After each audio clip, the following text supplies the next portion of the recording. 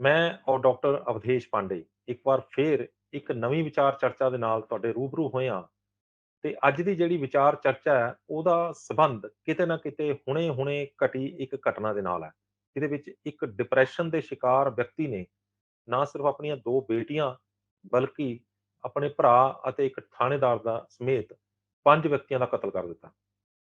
ਤੇ ਇਸੇ ਘਟਨਾ ਨੇ ਸਾਨੂੰ ਇਹ ਮਜਬੂਰ ਕੀਤਾ ਕਿ ਅਸੀਂ ਜਿਹੜੀ ਇਸ ਵੀਡੀਓ ਨੂੰ ਬਣਾਈਏ ਤੇ ਸਮਝੀਏ ਕਿ ਡਿਪਰੈਸ਼ਨ ਜਿਹੜੀ ਆ ਉਹ ਕਿਸ ਤਰ੍ਹਾਂ ਜਿਹੜੀ ਆ ਉਹ ਬੋਡੀ ਨੂੰ ਆਪਣੇ ਡਿਪਰੈਸ਼ਨ ਰੋਜ਼ ਕਿਸ ਤਰ੍ਹਾਂ ਆਪਣਾ ਬੋਡੀ ਨੂੰ ਕਬਜ਼ੇ 'ਚ ਲੈ ਲੈਂਦਾ, ਸਰੀਰ ਨੂੰ ਕਬਜ਼ੇ 'ਚ ਲੈ ਲੈਂਦਾ ਤੇ ਇੱਕ ਹਿਪਨੋਟਾਈਜ਼ ਹੋ ਕੇ ਬੰਦਾ ਹਿਪਨੋਟਿਜ਼ਮ ਦਾ ਸ਼ਿਕਾਰ ਹੋ ਕੇ ਇੱਕ ਅਜੀਬ ਜਿਹੇ ਹਿਪਨੋਟਿਜ਼ਮ ਦਾ ਸ਼ਿਕਾਰ ਹੋ ਕੇ ਬੰਦਾ ਕਤਲ ਕਰ ਦਿੰਦਾ, ਕਿਸੇ ਦਾ ਕਤਲ ਕਰ ਦਿੰਦਾ ਜਾਂ ਆਪਣੇ ਆਪ ਨੂੰ ਵੀ ਮਾਰ ਲੈਂਦਾ। ਕਿਉਂ ਹੁੰਦਾ ਇਹਦੇ ਪਿੱਛੇ? ਕੀ ਕਾਰਨ ਨੇ?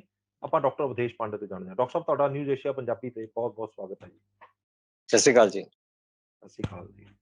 ਡਾਕਟਰ ਸਾਹਿਬ ਜਿਸ ਤਰ੍ਹਾਂ ਮੈਂ ਜ਼ਿਕਰ ਕੀਤਾ ਬੜੀ ਹੀ ਦੁਖਦਾਈ ਘਟਨਾ ਹੁਣੇ-ਹੁਣੇ ਵਾਪਰੀ ਹੈ। ਜਿਹਦੇ ਵਿੱਚ ਇੱਕ ਵਿਅਕਤੀ ਨੇ ਆਪਣੇ 2 ਬੇਟੀਆਂ, ਇੱਕ ਥਾਣੇਦਾਰ ਤੇ ਇੱਕ ਆਪਣੇ ਭਰਾ ਨੂੰ ਸਮੇਤ ਉਹਦੇ ਸਮੇਤ 5 ਜਣਿਆਂ ਨੂੰ ਜਿਹੜਾ ਉਹਦਾ ਕਤਲ ਕਰ ਦਿੱਤਾ ਤੇ ਇੱਕ ਜਿਸ ਤਰ੍ਹਾਂ ਹਿਪਨੋਟਾਈਜ਼ ਹੋ ਜਾਂਦਾ ਬੰਦਾ, ਕੋਈ ਕਿਸੇ ਨੂੰ ਹਿਪਨੋਟਾਈਜ਼ ਕਰਕੇ ਉਹਦੇ ਤੋਂ ਕੋਈ ਵੀ ਕੰਮ ਕਰਵਾਇਆ ਜਾ ਸਕਦਾ ਹੈ। ਤੇ ਇਹ ਜਿਹੜਾ ਇਹ ਬੰਦਾ ਡਿਪਰੈਸ਼ਨ ਦਾ ਸ਼ਿਕਾਰ ਵੀ ਕਿਤੇ ਨਾ ਕਿਤੇ ਹਿਪਨੋਟਿਜ਼ਮ ਦੇ ਨਾਲ ਜੁੜਾ ਹੋਇਆ ਇਹ ਰੋਗ? आपका प्रश्न बहुत वाजिब है और बहुत ही संजीदा है। संजीदा मतलब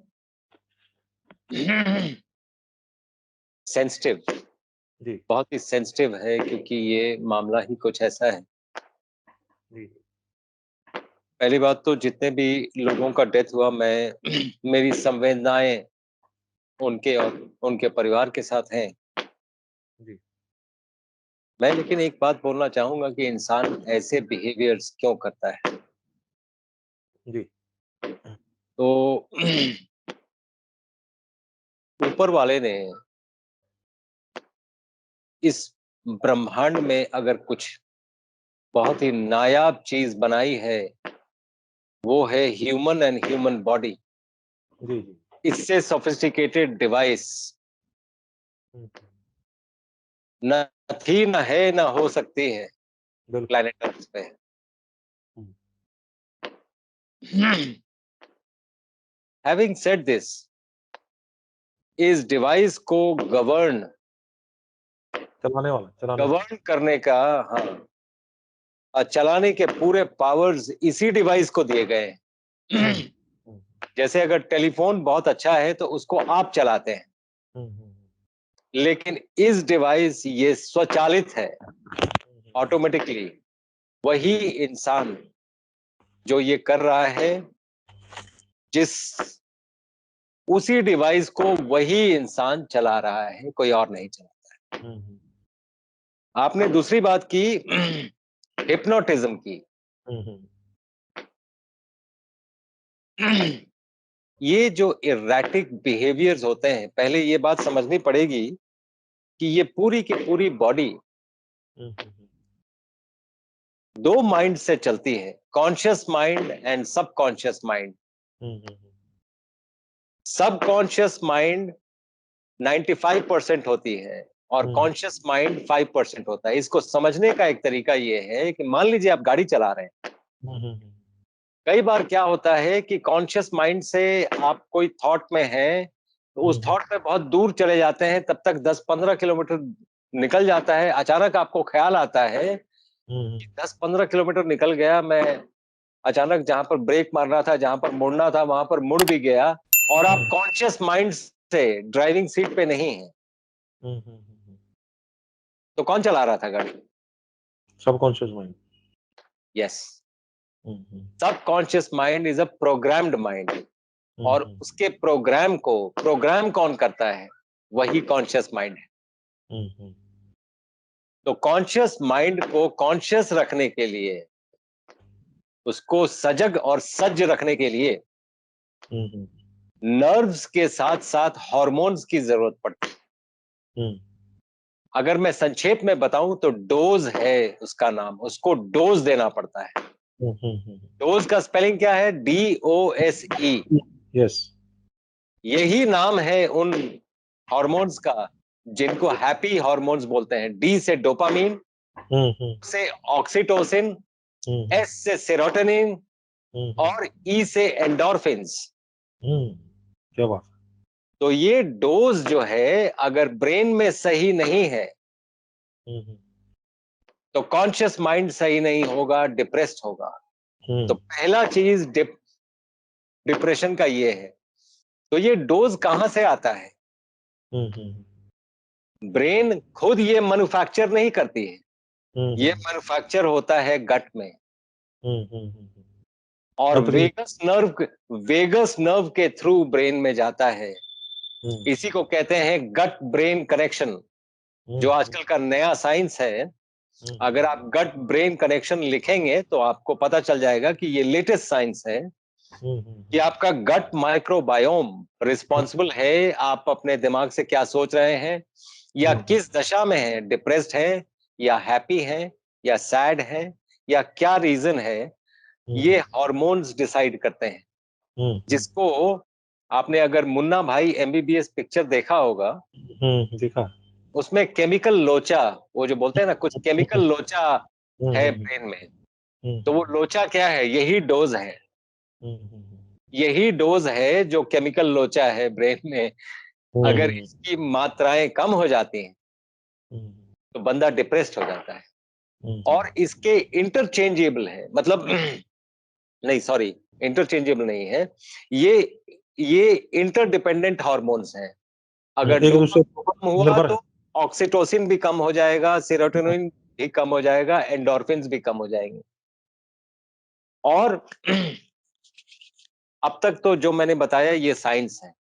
मैं जिस बात पे पीएचडी कर रहा हूं वो है पाइनियल ग्लैंड, तीसरी आंख। और मैं इसी बात को प्रूव करना चाह रहा हूं कि पाइनियल ग्लैंड ही ये सारा कुछ संचालित, स्वचालित और सुचारू रूप से चलाता है। तीसरी आंख। जी। और ये पाइनियल ग्लैंड कहते हैं। पाइनियल ग्लैंड आप वैसे समझें कि एक कैमेलियन को गिरगिट कहते हैं। गिरगिट अपना रंग कैसे बदल लेता है? पाइनियल ग्लैंड से।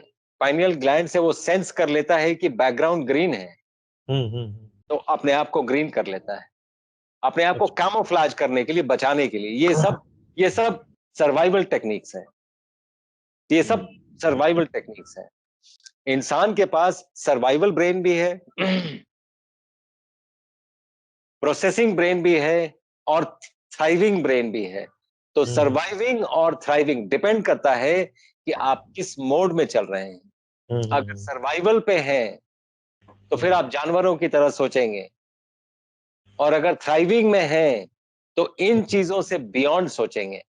तो नॉर्मली थ्राइविंग के लिए डोज की जरूरत पड़ती है ज्यादा मात्रा में। इसीलिए कहते हैं जैसा अन्न वैसा मन। वैसा मन, बिल्कुल। तो अन्न आप अगर ठीक खाएंगे तो मन भी ठीक रहेगा, डिप्रेशन नहीं आएगी। जब आप डिप्रेस्ड फूड खाएंगे, प्री कुक्ड फूड, एक बार कुक हो गया फिर आपने रख दिया फ्रिज में, फिर बाहर निकाला, उसको गर्म किया और फिर खाया, तो वो रीकुक्ड फूड हो गया। वो और ज्यादा आपको depress, because that is depressed food. इसलिए फ्रेश फूड खाना जरूरी है, क्योंकि एंडोर्फिन्स, डोपामीन, ऑक्सीटोसिन, सेरोटोनिन, ये चारों हार्मोन्स गट में बनते हैं और यहां से ट्रांसफर होते हैं ब्रेन में। तो इनकी मात्रा अगर गट में ज्यादा है तो ज्यादा ट्रांसफर होंगे, कम है तो कम ट्रांसफर होंगे। तो इसीलिए वो कहते हैं कि जिस खाने में किसी की आह लगी हो वो अन्न खाना नहीं चाहिए, दैट इज डिप्रेस्ड फूड। और अगर आप नॉन वेज खाते हैं उसमें तो आह लगी ही है। अगर आप दूध पीते हैं वो हक आपका नहीं है, वो गाय के बछड़े का था। वो हक मार लिया आपने, तो गाय की आह उसमें लगी है, उसमें सम्मिलित है। इसीलिए वो बीमारियां कॉज करती हैं। Looking at the philosophical angle also, apart from the scientific angles that we have already discussed, तो ये है और ये रीजन है। तो समहाउ अगर हम अपना डिप्रेशन के लिए जो दवाइयां बनी है इस पे थोड़ी बात कर लेते हैं। मोटी सी बात ये है समझने वाली कि फार्माकोलॉजी अभी उस स्टेज में नहीं पहुंची है कि हमारे पास कोई ऐसी दवा है जो इसके लिए ये दवा एग्जैक्टली काम करती है, एग्जैक्टली नहीं करती है, ऐसी कोई चीज नहीं है। ये मोर और लेस। तो सेंट्रल नर्वस सिस्टम के लिए दो ही मोर और लेस दवाइयां हैं। या तो सेंट्रल नर्वस सिस्टम को, ब्रेन को ज्यादा जागृत कर देती हैं या ज्यादा सुला देती हैं, बस इतना ही है। तो अगर कोई डिप्रेस्ड है तो उसको जागृत करने की दवा दे दी जाती है। ये दवाइयां कितनी इफेक्टिव है, कितनी नहीं है, ये बात मैं विथ रेस्पेक्ट टू न्यूरोलॉजिस्ट में छोड़ता हूं उन पे। लेकिन पेशेंट्स ये देख रहे हैं, वो खुद ये बताएं कि अगर डिप्रेशन की दवा ले रहे हैं तो क्या वो ठीक हो गए। वो तो सो रहे हैं, उनको नींद आ रही है और कईयों को तो खाकर भी नींद नहीं आ रही। दूसरा एक क्यू लेना चाहिए इससे, जो मैं हर बार एक हिंट देता हूं पेशेंट्स बिना कोई दवा के ठीक कैसे हो सकता है। मेरा दावा है मैं तो बहुत से न्यूरोलॉजिस्ट मेरे दोस्त हैं, साइकियाट्रिस्ट मेरे दोस्त हैं, सैकड़ों नहीं हजारों में होंगे नहीं सैकड़ों में होंगे।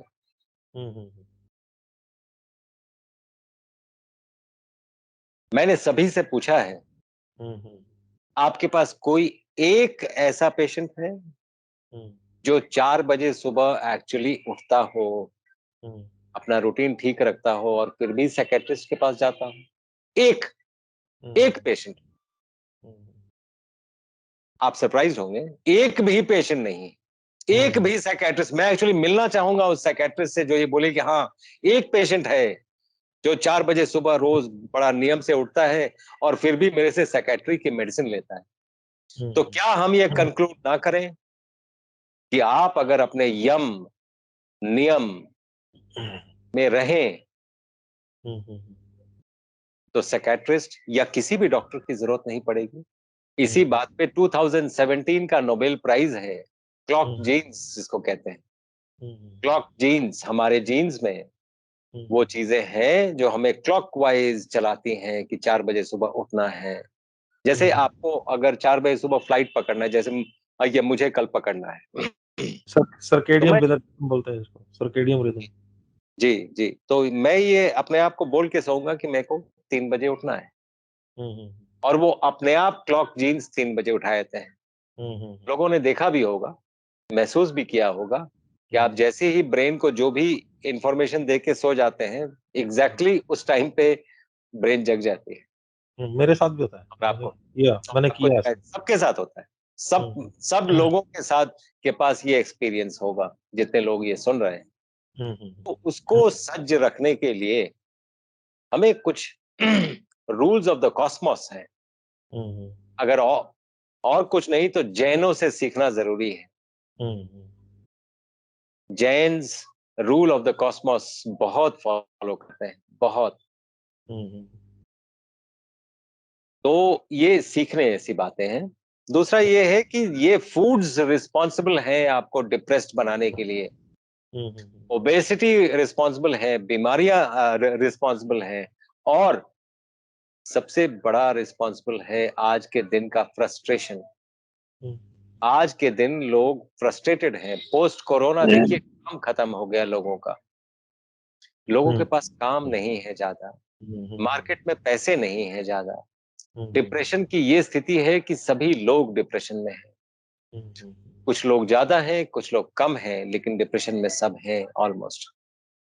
उस डिप्रेशन में कई बार फ्रस्ट्रेशन आ जाता है कि अब क्या करें, कुछ समझ नहीं आ रहा है।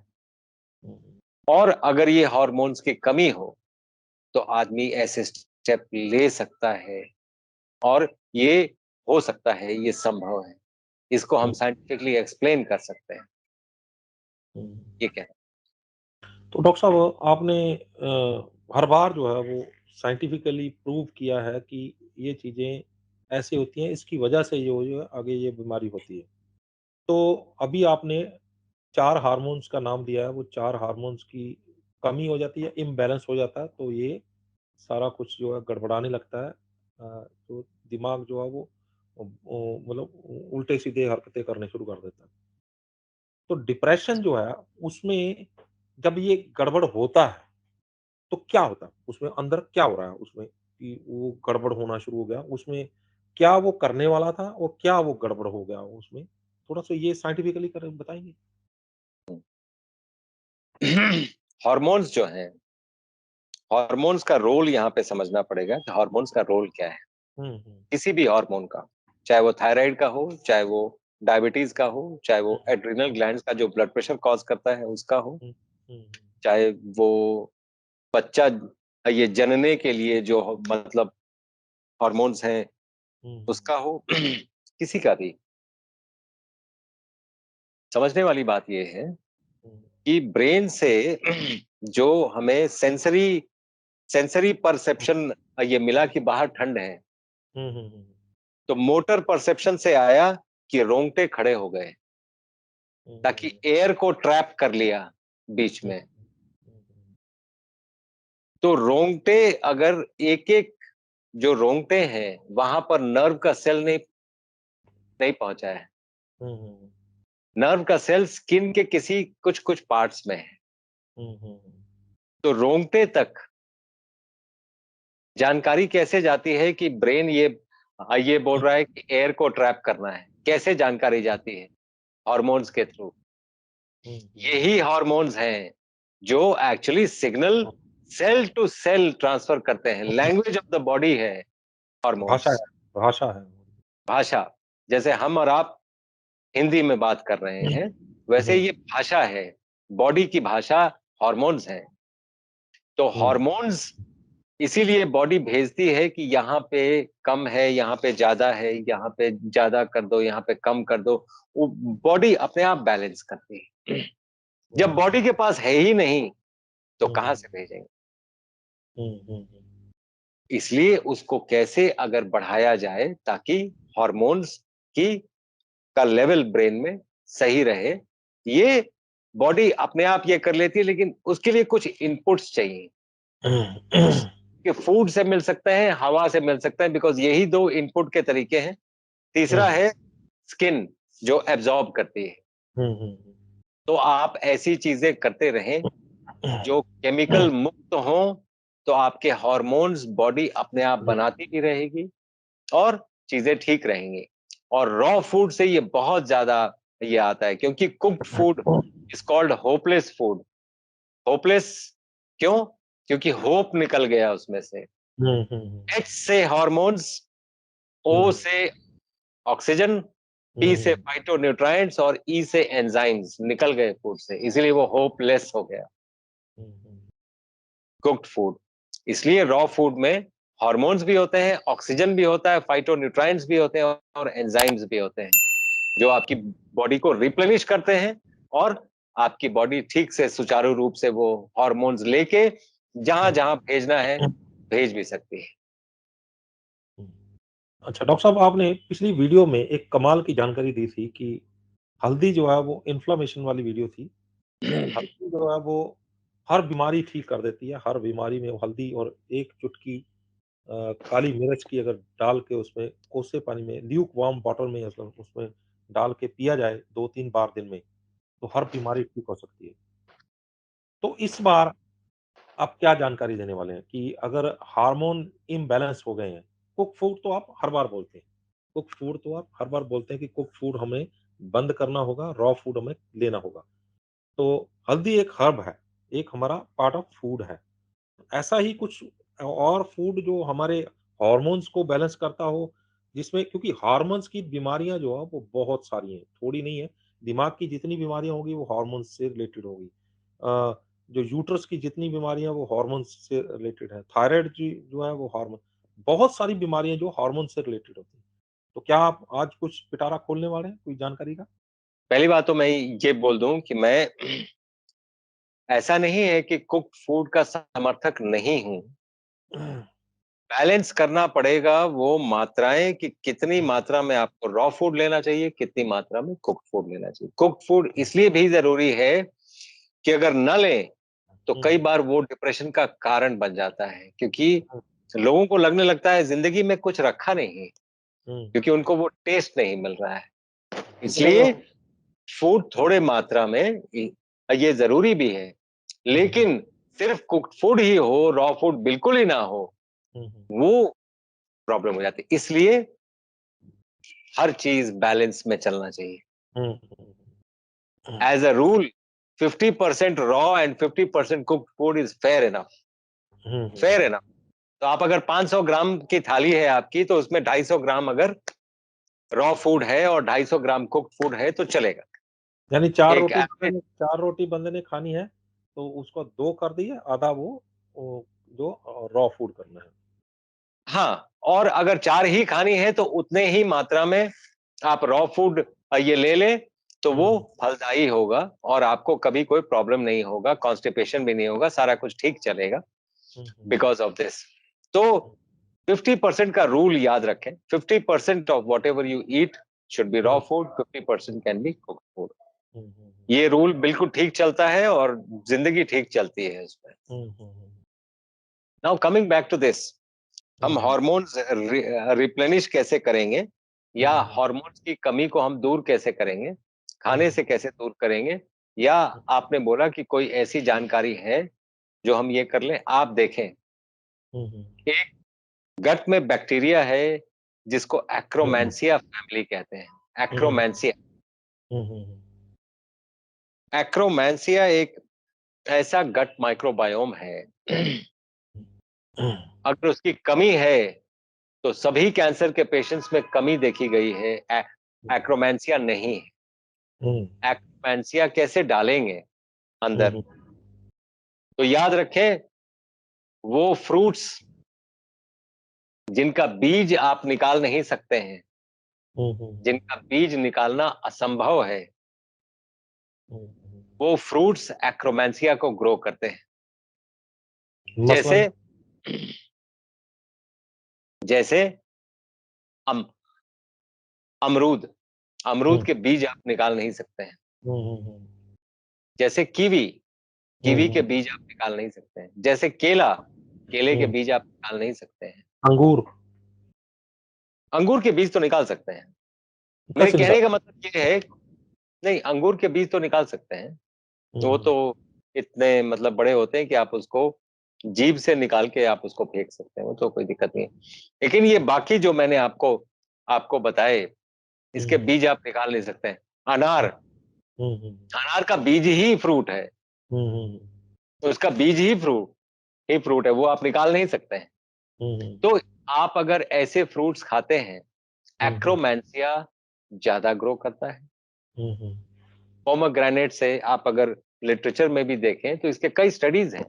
तो इन सब चीजों से एक्रोमैंसिया बढ़ता है, और एक्रोमैंसिया रिस्पॉन्सिबल है डोज के लिए। डोज मतलब डोपामीन, ऑक्सीटोसिन, सेरोटोनिन और एंडोर्फिन्स के लिए एक्रोमैंसिया बहुत बड़ी रिस्पॉन्सिबिलिटी है उसकी।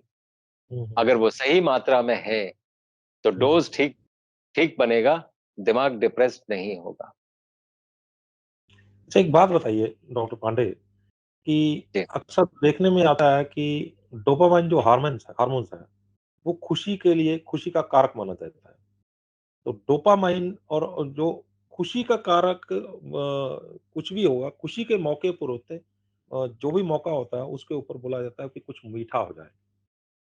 तो मीठा जो है वो डोपामाइन बनाने में काफ़ी कुछ सहायक भी होता है। डोपामाइन उसमें बनते हैं। तो क्या आप इससे सहमत हैं कि कुछ मीठा हो जाए तो उससे भी जो डिप्रेशन जाता है? आप जो बात बोल रहे हैं वो रिवॉर्ड सेंटर की बात बोल रहे हैं। ब्रेन में एक रिवॉर्ड सेंटर होता है हुँ, हुँ। कि आप ऐसा कुछ कर लो, आपको ये रिवॉर्ड मिलेगा। हुँ, हुँ। हम इससे बच्चों को प्रेरित करते हैं कि आप इतना कुछ कर लो, आपको ये देंगे, तो वो हुँ, इतना कुछ कर लेते हैं। हुँ, आप हुँ। एग्जाम में फर्स्ट आ जाओ तो आपको ये देंगे, मतलब ये रिवॉर्ड का जो सिस्टम है, तो ब्रेन में रिवॉर्ड का सिस्टम है, और रिवॉर्ड जो है वो हमेशा ये होता है कि हम क्या कुछ ऐसा करें कि हमें वो रिवॉर्ड मिले। तो जितने भी नशे भी हैं, नशे भी रिवॉर्ड सिस्टम से चलते हैं। वो जो एडिक्ट्स होते हैं, उनको लगता है कि मैं ये कर लूंगा तो ये रिवॉर्ड मिल जाएगा मुझे, ऐसा उनकी ब्रेन में मान्यता बैठ जाती है। तो ये मान्यताएं बैठाता कौन है? पूछने वाली बात यह है कि ये मान्यताएं बैठाता कौन है? आपका माइक्रोबायोम। अगर आपको आइसक्रीम खाने का मन है या मीठा खाने का मन है, तो आपका वो पार्ट ऑफ द माइक्रोबायोम ज्यादा विकसित है जो आपको बार बार प्रेरित कर रहा है, आपको बार बार इंफॉर्मेशन दे रहा है कि मीठा खाना है। और जैसे ही मीठा आता है, वो कुछ कुछ डोपामीन, कुछ एंडोर्फिन्स रिलीज करता है, तो आपको रिवॉर्ड का भी आता है कि हाँ, रिवॉर्ड मिल गया, मैं आज बहुत खुश हूं, मैंने ये मीठा खा लिया। तो ये ऐसे चलता है। तो ये जो मीठे में, और जो आपने बोली कि मीठे में डोपामीन है, इसमें एक ही फूड में ये प्रूव्ड है, चॉकलेट में। जो डार्क ब्लैक जो डार्क ब्लैक जो फैक्टर्स। डार्क चॉकलेट्स होते हैं, डार्क चॉकलेट्स में डोपामीन की मात्रा ज्यादा होती है। ये साइंटिफिकली प्रूवन है, वही आप शायद बात बोल रहे थे। मैं वही बोल रहा लेकिन था।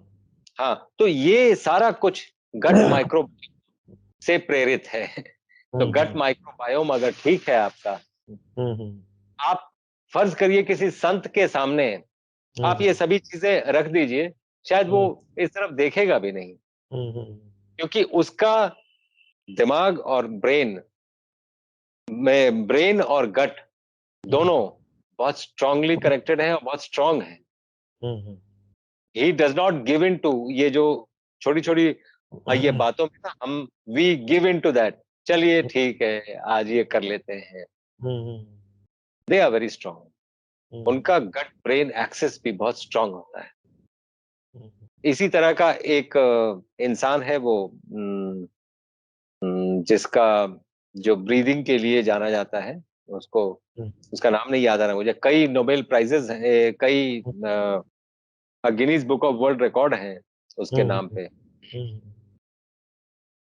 जो सांस लेने के लिए, सांस लेके बीमारियां ठीक कैसे करते हैं, इसके ऊपर हम एक वीडियो बना सकते हैं कि सिर्फ सांस लेने से आप कैसे बीमारियां दूर कर सकते हैं।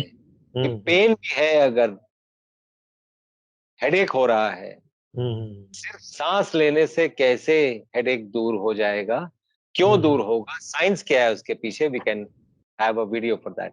बिल्कुल बनाएँगे, बिल्कुल बनाएँगे। हुँ। तो एक बात बताइए कि अभी आपने माइक्रोबायोम की बात की है। मुझे लगता है कि बहुत सारे दर्शकों को ये साइंटिफिक लैंग्वेज जो है वो समझ में नहीं आई होगी कि माइक्रोबायोम जो है वो क्या चीज़ है जो हमें प्रेरित करता है, हमें उकसाता है, हमें ये करने के लिए मजबूर, उसको रिवार्ड वाली बात भी करवाता है कि ये करो। नशा भी एक रिवार्ड बोल रहे हो आप, मीठा खाने से खुश होने वाला भी रिवार्ड बोल रहे हैं। तो अलग-अलग चीज़ें टेस्ट बड्स को है वो उसको उकसाता है कि आप ऐसा करो। तो माइक्रोबायोम जो है वो उसको अगर हम आसान भाषा में समझाना हो तो क्या चीज़ है? माइक्रोबायोम, आप 90% माइक्रोब्स हैं, 10% ह्यूमन सेल्स हैं। हुँ, ये आपके जीन्स में भी रिफ्लेक्ट करता है, क्योंकि एपिजेनेटिक्स जो है, आपके पास करीब millions and trillions of genes हैं जो बैक्टीरिया वायरस से आए हैं, और ह्यूमन जीन्स सिर्फ 20,000 है। हुँ, हुँ, हुँ, सिर्फ 20,000 human genes, 23,000 human genes, as compare to millions and trillions of genes that you have, जो आपके सारे एक्टिविटीज को गवर्न करते हैं। हुँ, जीन्स ही बेसिस है, वही गवर्न करते हैं। हुँ, और हर इंसान का माइक्रोबायोम दूसरे इंसान से भिन्न होता है। हुँ, हुँ, तो ये डाइवर्सिटी ऑफ द माइक्रोबायोम पे डिपेंड करता है कि आपकी जीवन भी कितना दिन चलेगा, बीमारियां होंगी कि नहीं होंगी, ये प्रीडिस्टाइंड कौन हुँ, करता है, ये कैसे चेंज करेंगे। चेंज करके हेल्थ में कैसे आएंगे? आप अपना diversity of the microbiome change कर लें और उसको ज्यादा डाइवर्स बना लें, ज्यादा तरह के माइक्रो, इसलिए बोलते हैं आप 5 डिफरेंट काइंड्स ऑफ स्प्राउट्स जो मैं यूजुअली पेशेंट्स को देता हूं। क्यों देता हूं? एक ही स्प्राउट, फंडा सेम है, क्यों 5 डिफरेंट काइंड्स ऑफ स्प्राउट, क्यों 5 डिफरेंट काइंड्स ऑफ सैलेड्स, क्यों 7 रंग के फ्रूट खाने चाहिए? मतलब ये सब जो धारणाएं हैं, आप जितना डाइवर्स फूड्स लेंगे उतना आपका माइक्रोबायोम डाइवर्स होगा। और हर आदमी के लिए ये स्पेसिफिक होता है। जैसे फिंगरप्रिंट्स एक से दूसरे के मैच नहीं करते हैं, उसी तरह माइक्रोबायोम भी मैच नहीं करते हैं। तो ये डिपेंड करता है आप कौन सा माइक्रोबायोम लेके चेंज कर रहे हो। लेकिन फिंगरप्रिंट तो आप चेंज नहीं कर सकते हैं, लेकिन माइक्रोबायोम पूरी तरह चेंज कर सकते हैं। पूरी तरह पूरा माइक्रोबायोम आप चेंज कर सकते हैं और हेल्दी रह सकते हैं। तो दूसरी एक इसको बात यह है कि जो अपेंडिक्स है, जो कई लोगों को निकल गया है सर्जरी करके, अपेंडिक्स निकल गया है। पहले हमें लगता था कि रूडिमेंट्री ऑर्गन है, इसकी कोई जरूरत नहीं है बॉडी में। अब पता चला कि appendix is the house of the microbiome.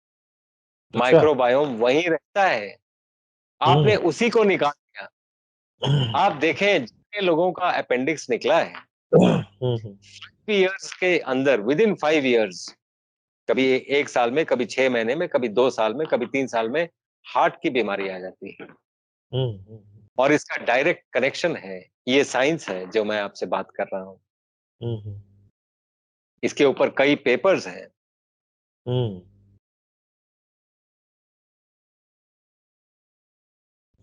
तो आपने ये माइक्रोबायोम की बात बड़े विस्तार से समझा दी। तो इसमें आपने बोला कि ये कहाँ पे होता है, तो ये भी कम और ज्यादा होने से बीमारियां या कुछ इसका भी संबंध होता है, कम या ज्यादा होने से? माइक्रोबायोम ही डिक्टेट करता है कि आप बीमार हैं, हेल्दी हैं या नहीं है। किसी और भी ये तरह, माइक्रोबायोम, यस, किसी भी तरह। किसी भी तरह में माइक्रोबायोम ही रिस्पॉन्सिबल है आपके हेल्थ के लिए या डिजीज के लिए। अगर आप हेल्दी हैं तो माइक्रोबायोम रिस्पॉन्सिबल है, अगर आप डिजीज हैं तो माइक्रोबायोम रिस्पॉन्सिबल है। और माइक्रोबायोम को कैसे ऑल्टर करना है, कैसे चेंज करना है, इसी प्रक्रिया को समझने वाली जो बात है, जो जॉन हंटर ने शुरू की थी, 1904 का नोबेल प्राइज देखिए, जॉन हंटर को ये मिला था कि गट में बैक्टीरिया है। तो he is supposed to be the father of the microbiome. तो उसने पहली बार ये कॉन्सेप्ट दिया था। उससे काम करते करते आज 2021 में हम इस कॉन्सेप्ट्स पे हैं कि ये पूरा का पूरा शरीर ही माइक्रोबायोम ही चला रहा है। हम तो मूक दर्शक हैं, जिसको कहते हैं ना दृष्टा। आप सिर्फ दृष्टा हैं। जैसे आप आप अभी सोच रहे हैं कि मैं अगर अमेरिका जब लास्ट गया था तब ये हुआ था, तो आपका दिमाग अमेरिका में चल रहा है। तो कौन चल रहा है अमेरिका में? दिमाग चल रहा है। तो क्या चीज चल रहा है? मतलब you are looking at yourself from outside. इसी को कॉन्शियसनेस कहते हैं। ये कॉम्प्लिकेटेड टॉपिक है, लोगों को नहीं समझ आएगा, तो कभी और कोई वीडियो इस पे करेंगे। तो ये है, एंड गट माइक्रोबायोम ये सारा कुछ करता है। अच्छा, अभी आपने 4-5 फ्रूट फ्रूट भी बताए थे कि माइक्रोबायोम जो है वो ठीक करने के लिए, ये जो होप की आप बात की थी, 4 हार्मोन्स की बात की थी, डोज। तो डोज कि उसकी बात की थी, तो उसमें हमने वो उसको कैसे ठीक किया जा सकता है। तो ये 4 अगर हम लोग फ्रूट या जिस तरह जो सीड जो निकाले नहीं जा सकते, उस तरह के फ्रूट हम लोग लेते हैं, तो क्या पूरा माइक्रोबायोम जो है वो उसमें तंदुरुस्ती आ जाती है? माइक्रोबायोम ट्रिलियंस में है, ट्रिलियंस एंड ट्रिलियंस। मैंने तो एक का नाम लिया, एक्रोमेंसिया, और एक ही आइडेंटिफाइड। इंसान का नॉलेज अभी माइक्रोबायोम का फुल नहीं है, हमें बहुत कम जानकारी है। लेकिन ऐसा भी नहीं है, हमें काफी जानकारियां भी हैं, हम काफी कुछ जानते भी हैं माइक्रोबायोम के बारे में। मतलब मैं इंसान की बात, साइंटिफिक वर्ल्ड की बात कर रहा हूं, हमें काफी जानकारी है। अभी बहुत कुछ करना बाकी है, वो बात दूसरी है, लेकिन हमें अभी तक काफी जानकारी है। उस जानकारी के आधार पे मैं ये बोल रहा हूँ कि अगर आप ये फ्रूट्स लेते हैं, जिनके सीड्स आप निकाल ना पाए, तो जो ब्रेन के जो डोज है, वो डोज पूरा डोज में मिलता रहेगा। तो वो मिलता रहेगा तो हमें जो ब्रेन की जो बीमारियां हैं, प्रश्न नहीं। डिमेंशिया, अल्जाइमर है और दूसरा हमें डिप्रेशन है, माइग्रेन है और आंखों की बीमारियां भी हैं, तो ये नहीं आएंगी हमें। डिमेंशिया नहीं होगा, किसी भी तरीके का डिमेंशिया है, वो अगर है तो वो ठीक होने लगेगा धीरे धीरे। तो क्या कमाल की जानकारी है, एक बार फिर आपने वही दे दी कि जैसे अंत में मैं देखो ऐसा है कि मैं बहुत सारे डॉक्टर से बात करता हूँ हमेशा और अ, मतलब इतनी सैटिस्फैक्शन नहीं मिलती मुझे जितनी मैंने आपसे बात करने के बाद मुझे अंत में मिलता कि मैंने कुछ हासिल किया आज इस इंटरव्यू में, मैंने कुछ ज्ञान दिया। क्योंकि मैं एक विद्यार्थी हूँ, जो हमेशा चाहता हूँ कि कुछ ना कुछ सीखूँ। तो आपसे मैंने बहुत कुछ सीखता हूँ, हर बार इंटरव्यू में अगर मैं सीखता हूँ तो जो देखने वाले हैं, वो ज़रूर सीखते होंगे और जो अगर सीखते हैं, तो अगर वो इस बात पे अमल करेंगे, तो मुझे कोई कारण नहीं रह जाएगा कि वो बीमार रह जाएँ और कोई कारण नहीं रह जाएगा कि उनका शरीर जो है वो कभी तंदुरुस्त ना हो, ऐसा उसके दिमाग में बैठ जाए। तो अभी दिमाग की बीमारियों की बात में आपने पूरी जानकारी दी है। आपका बहुत-बहुत धन्यवाद। Thank you, thank you. शुक्रिया। शिक्षा जो है, शिक्षा विद्यार्थी सभी जी, जी। सभी विद्यार्थी हैं, हम भी रोज इवॉल्व करते हैं विथ जी, जी। विथ न्यू थिंग्स, एंड तभी हम बार बार ये वीडियोस बनाते हैं जी। कि अपनी जानकारी रिवाइव होती रहती है और रिफ्रेश होती रहती है और इवॉल्व करती है धीरे धीरे सभी की। जी, जी। तो आपने मेरी जानकारी इवॉल्व कर दी, तो मैं आपका धन्यवाद करता हूँ। तो धन्यवाद। आपने इतनी अच्छी जानकारी दी है, बहुत-बहुत धन्यवाद। बीपी, शुगर, फैटी लिवर जैसी बीमारियों को करे रिवर्स बिना किसी दवा के। अब आप भी बिना किसी दवा के अपनी बीमारी को ठीक कर सकते हैं।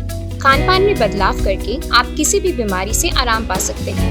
आज ही स्क्रीन पर दिखाई दे रहे नंबर पर कॉल करें और वीडियो कंसल्टेशन के जरिए हमारे डॉक्टर से अपनी बीमारी के अनुसार डाइट प्लान प्राप्त करें।